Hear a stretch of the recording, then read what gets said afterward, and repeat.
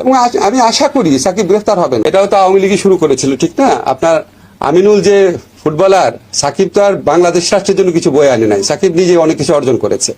আমিনুল তো বাংলাদেশ রাষ্ট্রের জন্য পুরস্কার বয়ে এনেছিল না? জাতীয় দলের ক্যাপ্টেন ছিল। আমিনুলকে যেইভাবে অত্যাচার করা হয়েছে তখন কি আপনারা প্রশ্ন করেছিলেন? আমিনুলকে তো জেলে ভরা হয়েছে, সাকিবের বিরুদ্ধে মামলা হয়েছে। তারপরও আমরা, এটা পুলিশ প্রশাসনের ব্যাপার, আমরা যতটুকু বলার চেষ্টা করেছি। মামলা হওয়া বা এফআইআর হওয়া মানে তো গ্রেফতার না। আমার বিশ্বাস আমাদের মানে স্বরাষ্ট্র মন্ত্রণালয় থেকে উদ্যোগ নেওয়া হবে যাতে মানে কেউ অতি উৎসাহিত হয়ে গ্রেফতার না করতে যায়, বুঝছেন না?